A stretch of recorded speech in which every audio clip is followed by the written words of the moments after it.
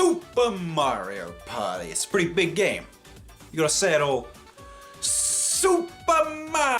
So last year I spent 4 months playing, noting, and making a video listing the Mario Party games into an objective, factual ranking that no one has yet disagreed with, not even a little bit. So with the release of a new back-to-basics console Mario Party, you probably expected me to weigh in with a new video. Is this the return to form classic Mario Party fans have been asking for? Does it hold up to the standards of the recent games or the significantly higher standards of the ones before that? And I know a lot of other YouTubers have made their videos when the game was relevant, because they're not lazy and bad at time management. But here's my take on it. I hope you guys enjoy. Announced at E3 last June and then released like 3 months ago, Christ this video is late, Super Mario Party seemed like a fresh change of pace given the franchise's recent stagnation. Classic boards return with fresh twists aplenty, new logo, new console, no more numbers, it's super baby. It's only after it came out we can see as to how different this was to previous games, which played a fairly significant part in the marketing, was partially overstated and is partially just bullshit. The game received mostly positive praise and has been heralded as a great return, and in this video I'd like to explain both why I personally didn't get on so well with the game, as well as why I think the recent games broadly don't work, and how Super Mario Party ultimately does little to curb the trend of bad design choices that have made these games less enjoyable. The game has no main or story mode, and straight from the get-go, following only a short, generic cutscene, you're placed into a plaza with different huts representing game modes. For the 5 core modes, playing through all their content nets you a gem, and collecting all 5 gems provides you with an ending cutscene and credits. It's not much, but functions as an indicator of where the spread of content lies. First we have Soundstage, which is 3 rounds of playing a few rhythm games back to back and then being scored. 15 minutes and you've seen everything. Next is slightly longer. River Survival is a cooperative mode where 4 players paddle in a raft and need to coordinate making their way through obstacles on a river, coming across balloons which result in minigames. Occasionally you choose between left and right leaning paths to new river-based challenges in a structure very similar to the branching paths of Shadow the Hedgehog. And much like Shadow the Hedgehog, to reach all ending branches as required, you need to play through the earlier, slower, more boring segments multiple times, and play through the same co-op minigames multiple times each. This part of the game takes like an hour, but it's mostly just repetition. Seeing Mario Party go in a more cooperative direction is different, but it's pathetically straightforward, and I can't see why anyone would go back to it after seeing all like 10 minigames. After unlocking all the minigames, you unlock Challenge Road, which is basically just play through all 80 minigames to win. Some have alternate objectives, but for most it's just come first. Pretty lame. These 3 segments, Soundstage, River Survival, and Challenge Road, would be side modes in any other Mario Party, and I mention them here first because their elevation to make up 3/5 of what the game considers its main content seems to me an attempt at smoke and mirrors to obscure how painfully stripped down and barren the main party mode actually is. See? It doesn't matter if we cut many of the best board mechanics, minigame types, and only gave it 4 boards, because it's only a fraction of the main content. It's just not really true if the other areas of gameplay are so low effort and comprised of mostly recycled content, and even then only take like 3 hours to complete. But here it is. Return to Basics Mario Party has returned. Well, the return aspect might be somewhat overstated. Ditching the party car and going back to the traditional style of 4 characters moving independently wasn't so much a revival as a natural continuation of the direction of the series. The party car was barely even the staple, just a bad concept from MP9 that was copied by 10. Since it was introduced, 3 Mario Parties have come out to have board mechanics without the car, including the last 2. This being in any way a break from the previous direction is again just marketing. The media outlets and reviewers seem to have largely lapped up. Mechanically, it's a fusion of the older formula with the items, graphics, and 2 key mechanics from Star Rush. 2 ideas which individually are really good, but together, not so much. The first is allies. Landing on an ally space grants you a buddy, chosen at random to move alongside you and assist in certain minigames. Whenever you move, they play a second die, and 1 or 2 is added to your roll. It's a little broken. Allies are more valuable than any item, and at the start of the game even more valuable than stars, given their continued help throughout the course of the game, but it's a neat idea to build your army throughout play, and then have them battle in the odd giant minigame with a dozen characters. The second idea is character-specific dice. Each of the 16 characters and 4 unlockables levels have their own die, with their own set of numbers for each face, and some also have the possibility of gaining or losing coins instead of moving. This means the character you start off with actually makes a difference to gameplay. The only other time this has happened to my knowledge was Mario Party 7's character-specific items. Some, like DKs, are especially risky with 3 zeros but also 2 10s, whereas some play it safer, like Daisy's, made up entirely of 3s and 4s. An extra layer of strategy is then added where some character die faces repeat, and thinking how you can use that to your advantage later to miss a specific space or make more likely getting to an item space or an ally space, wherein the entire basis of strategy falls like a house of cards. Allies offer 1 or 2 onto your normal roll, so any amount destroys the certainty gained as an advantage for certain dice. Thereby, with the addition of the ally mechanic, characters like Pom Pom and Hammer Bro become essentially worthless, and the already overpowered advantage of having an ally gets compounded by how it adds to the advantage of the now unnecessarily good characters with higher total dice rolls, given they can now always be moving forward. In Mario Party Star Rush's Toad Scramble, the origin for both these concepts, all characters started out on an even playing field as Toads, and because the boards were non-linear and shorter, pursuing an ally was more of a strategic choice, with upsides and downsides in any given situation. Super Mario Party's thoughtless method of slapping in previous ideas willy-nilly, making the allies now be recruited with no effort needed and character dice be selected at the start, fundamentally undermine what made these mechanics valuable, and beyond the initial new appeal, only served to make the game more broken, frustrating, and less fun. Now pair that with how unbalanced the risk-reward system of prioritizing coins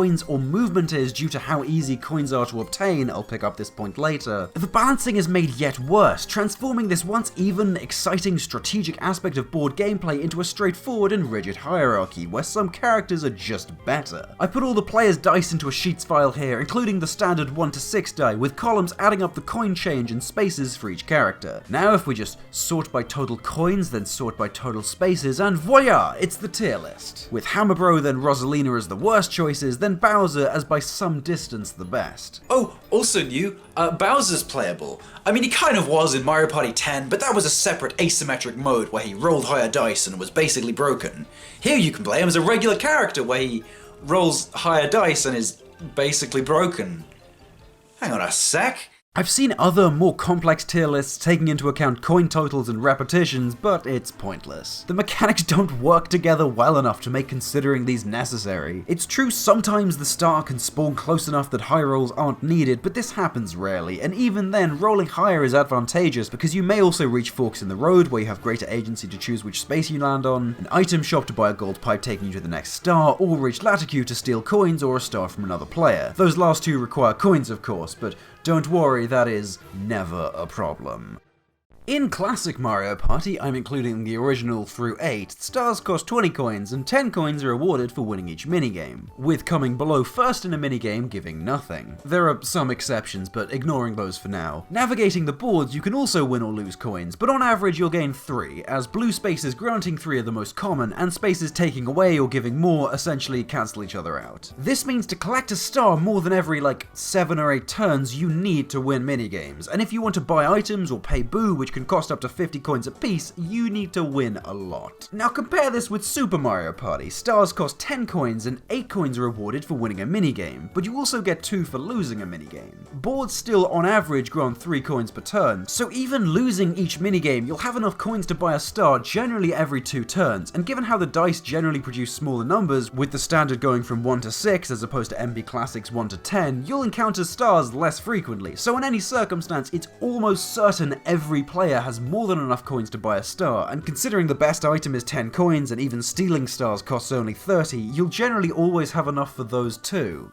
It's difficult to overstate the effect these small numerical differences have on how the game is played. It's no longer about winning the means to buy stars when you find them, and more about getting lucky, high rolls to reach the stars which you can inevitably afford because everyone can, no matter how you played. Now if we factor in those other types of minigames, this difference is accentuated further. Coin minigames give coins aplenty, usually to all players in MP Classic and Super, but have a greater impact on Super given everything was already cheaper and they grant similar amounts of coins. Absent from Super Mario Party are battle minigames where a set amount of coins from all players are wagered, duels where one player wagers coins or stars against one opponent, and Bowser minigames where coins can be stolen or power granted rightly back to the forces of the proletariat. These force you to constantly defend your coins and stars, and further position minigame victory at the core of winning the boards. There were subversions to this rule in the older titles, Chance Time, Last 5 Turn events, etc., but it's key that these were subversions, and fairly rare at that. They work, and the best games work so well because the minigames and board mechanics worked in tandem. The boards gave way to the minigames, and the minigames provided context for the boards. My point is, it's easier to praise the individual elements of Mario Party, but it's the system, the relations between those elements which primarily decides which games are more satisfying, and is to me why the newer games have tended to fail. That essential link between the luck and skill elements has never felt quite there. Because when the minigames don't matter, when you don't need the coins or need to prevent others getting coins because you all already have enough, the minigames start to feel like a nuisance, which in turn makes the board mechanics more tedious and frustrating because it becomes harder to care who wins or what happens when all you're doing is watching virtual dice roll. And when both parts of your party game for fun possess less and less entertainment value, we start to have a problem. I should also mention another board mode exists called Partner Party, where 2 teams of 2 battle on the same boards but made into a grid you can traverse in any direction, picking up allies as you go. Here we see a more direct translation of Star Rush's Toad Scramble, and some of that game's problems return. Although finding allies is a little less contingent on luck here, given you only need to reach them, it's not a huge change, and forcing players to land on a specific space to shop or buy a star is frustrating and often leads to turns where nothing is accomplished at all. I won't go too into depth because the issues I have with this mode are really the same as the normal one, although the gameplay does look very different. Just replace landing on blue spaces with coins strewn across the board and it's pretty much there. Super Mario Party wants badly to be a return to the glory days, but mechanically it's sloppy and careless, seemingly more concerned with the aesthetic of change, of strategy, of evolution, but unwilling to really consider how to make these aspects work. Fun at first, it'll blow you away with these ideas and visuals and the return of the classic board modes, but then you realize there's fewer boards than any other console game,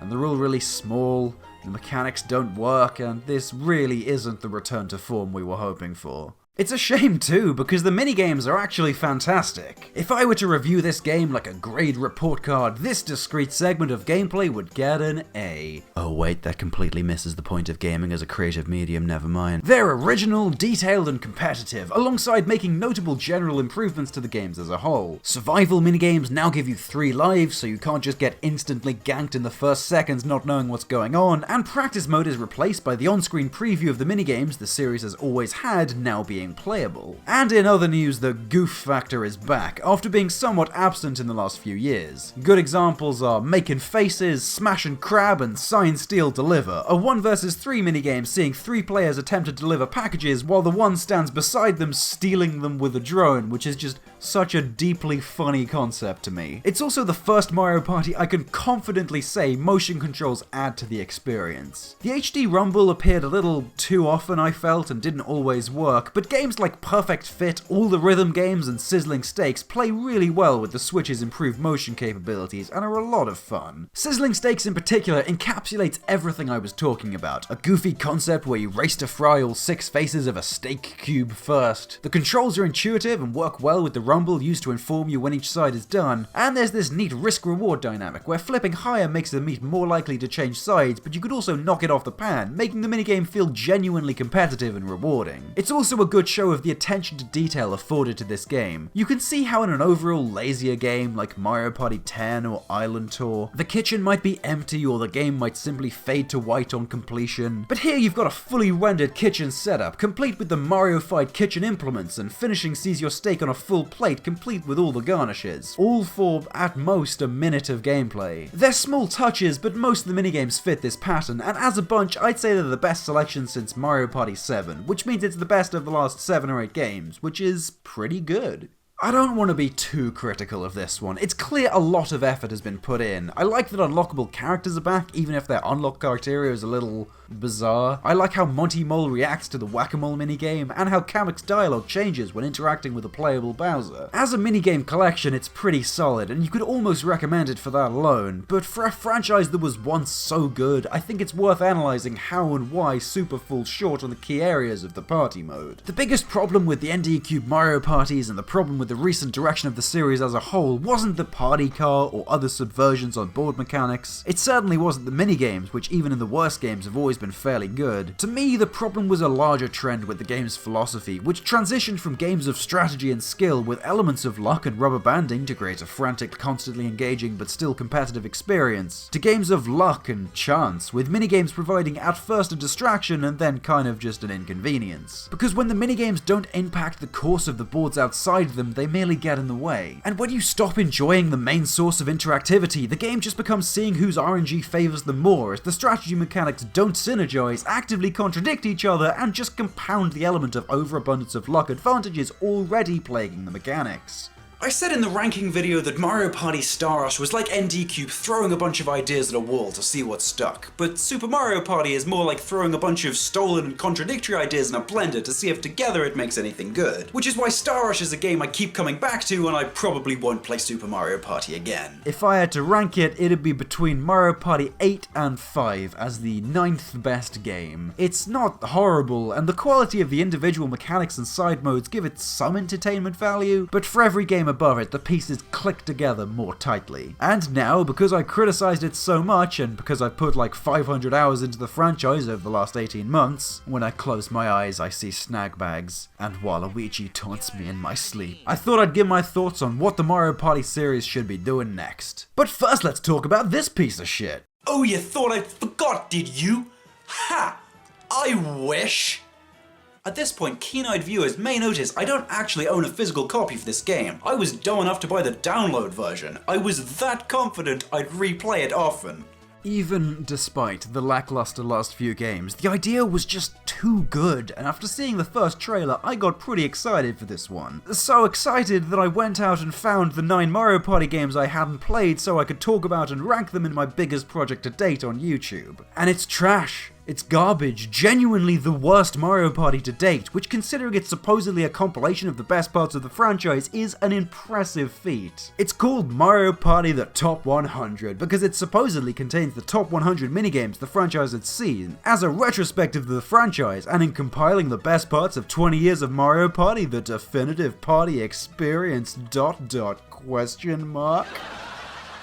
But even if we judge this game on just the minigames, some of the choices here are bizarre. Who wanted famously unpopular Roll Call, Heatstroke, Crank to Rank, or The Beat Goes On? The odd Pure Luck minigame was acceptable when there were compelling board mechanics behind them to give them weight, but why include one in a game almost entirely centered around the minigames? Oh, did I say 1? I meant 4. 5 if you're playing against computers. Then if you include how Strawberry Short Fuse and Honeycomb Hammock mostly devolve into luck, there's almost more chance games than there are playable characters. And apart from just bad, overly simple games, there's also a lot of repetition to fill out the 100 minigame total. Dizzy Rotisserie is just dizzy dancing with only one goal. Creighton Peril is just Ice Rink Risk and Careening Coopers but as a 3 vs 1. Desert Dash is Looney Lumberjacks with different buttons. Manic Mallets, Pokey Pommel and Mecha Marathon are all pure button mashing with no twists. And Hexagon Heat, The Final Countdown and Magnum Mayhem all see 4 players jump, punch and kick each other off platforms moving in a pattern with the same physics and mechanics. As for the unique minigames that were included, a lot have been made worse or simplified. Bumper Balls now has only 1 map instead of 3, the same with Shell Shocked and Slot Car Derby. Facelift only features Bowser's face, not them all, as in Mario Party 2, and Roll Call only features 1 level instead of 3. Minigames from Mario Party 3 have all lost their visual toy box flair, Booksworm lacks its challenge variety, games from Mario Party 6 no longer have day and night variations, and Goomba Bowling lacks its extra mode version. For the sake of fairness, I'll mention it's now possible for the 3 players to win in Heatstroke thanks to some balancing tweaks, but the overwhelming majority of changes are to make the game stripped down and worse. If I was more cynical, I'd almost say the developers chose maybe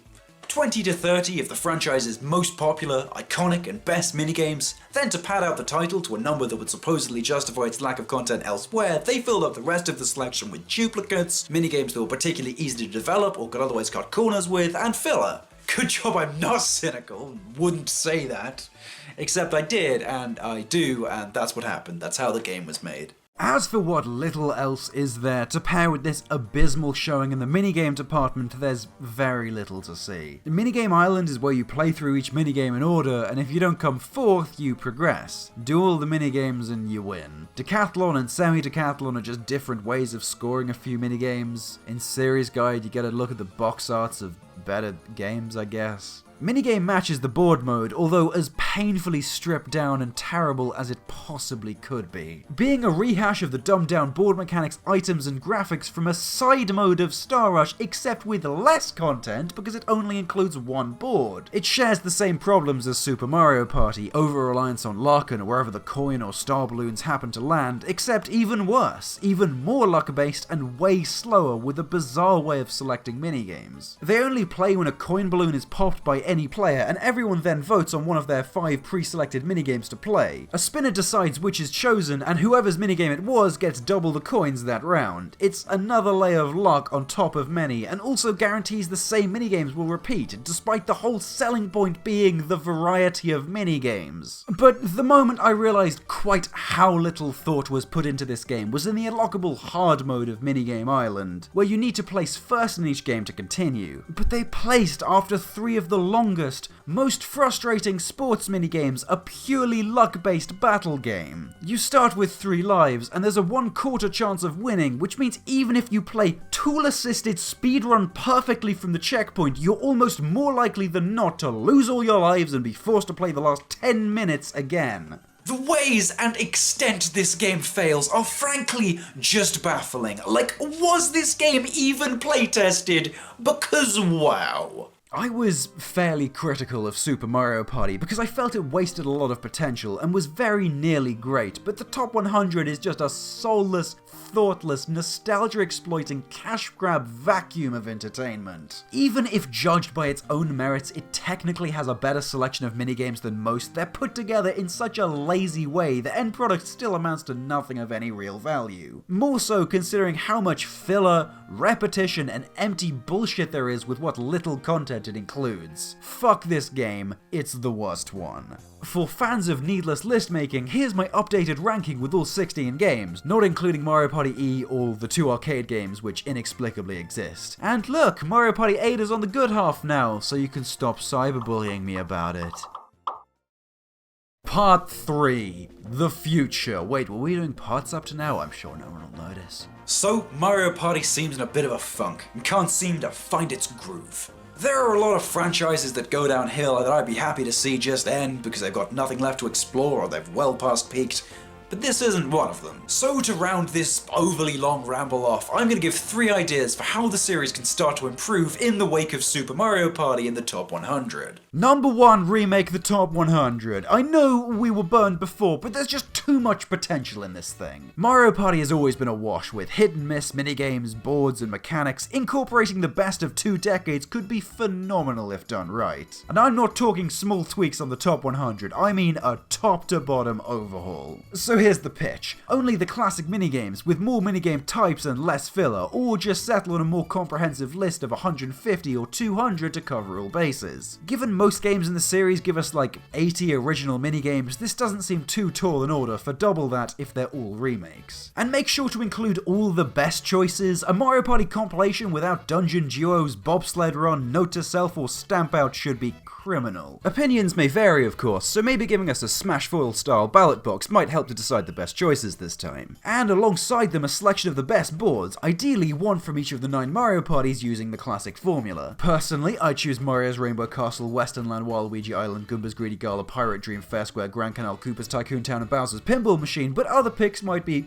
cool also. Then just give a decent character selection, proper online, and a couple of bonus modes including a puzzle compilation a la Mario Party DS, and this could easily be the best Mario Party game to date. Just don't fuck it up again, eh? Number 2, bring back themes. Remember themes? The older games were all fairly similar, but their theming it up gave each one an identity. 2 was a theme park, 5 was a dream, 7 was a world tour. It was neat, and the very best games tended to go further with exploring their central theme, like Mario Party 6, where the day and night mechanic not only changed how the boards operated, but was a fun twist on many of the minigames, and Mario Party DS, where the story of Bowser made us small bleeds into every board and minigame. Even of the games that lay it on less heavily, you can tell the boards and minigames of Mario Parties 3, 4, and 8 belong to different games, ignoring the obvious graphical upgrades because they have different visual styles, and that's great. The board concepts and minigames of the more recent games are basically interchangeable because no game really has a sense of identity. This is a problem with Mario spin-offs more broadly, with a few notable exceptions. They all tend to fall back on the same modern Mario aesthetic and seem more afraid of being new and weird and different, like you got a bunch of games in the early 2000s. Sometimes it didn't work, other times you get Mario Tennis Power Tour and Luigi's Mansion. It isn't mentioned enough, but Mario Party was goofy as fuck. Hell, Mario Party as a concept is goofy as fuck. I want that energy back. Number 3, recenter minigames as the core of gameplay. This is the big one really, and it's where the series has been going badly wrong. So long as the boards and minigames idea that has existed throughout Mario Parties up to this point remains, minigames will always be the majority of gameplay, the source of the competitivity, and the main area of skill. They need to be more than instrumental in who eventually wins the board, but I don't think they necessarily need to exist as a simple meritocracy, with the most experienced player always winning. This is where the minigames leaning on luck come in, and is an area I think the series could build on with regards to how they're rubber banded, aka how the less experienced players are granted in-game advantages to close the gap, think Mario Kart items. Say allies occasionally joined the player in last, offering all the same abilities as in Super, assistance in the minigames and higher dice rolls, though maybe nerfed a little bit though, and they'd ensure neither the same person would win each minigame, nor minigames be relegated to a stage of non-importance. It'd still be possible to win, but if a new player has a steadily increasing advantage, it could make rounds closer, and the whole thing more engaging for all players in a less frustrating way than, say, chance time. Or if ally mechanics were dropped, a future game could explore the possibility of more unique dice blocks, make the game more tactical and risky by providing different good and bad spaces to land on. Maybe bring back the player spaces idea and traps from Mario Party 6 and 7 too. By removing the randomness of the allies' dice and adding more complex and unique other dice, movement could be made much more tactical and engage players that way. Minigame rewards could be items based around granting more certainty about your dice or being able to use more than one at once. Or the tried and true method of rubber banding Mario Party games in the past, items could be used to screw over your opponents and close in on their leads. A full return to how the N64 or GameCube games worked would be lame, and so would a return to the party car. I just want these games to evolve because they have the potential to be so much better than they are. But to do that requires understanding of why the old games worked and were popular, which involves analysis of far more than the surface level minigames, boards, and aesthetics people liked. If I had a big enough dick to give my video a thesis, it'd be this. Mario Party is more than the sum of its component parts, and perhaps in our drive to discuss only our favourite individual pieces and snappy bite-sized content chunks, we miss the point of why the puzzle was worth discussing to begin with. In conclusion, video game countdowns are bad and will destroy gaming. I'm Countdown Black, and thanks for watching. Thank you for watching and being so patient. This video kind of took a lot out of me because I kept changing my mind about what I wanted to be in it, and in the last few weeks just had to plow through it and stop second guessing myself. Special thank you to my patrons Calvin Hodges, Harrius Awesome, Cobster, and Jeremy Patchka, and I'll see y'all soon, hopefully.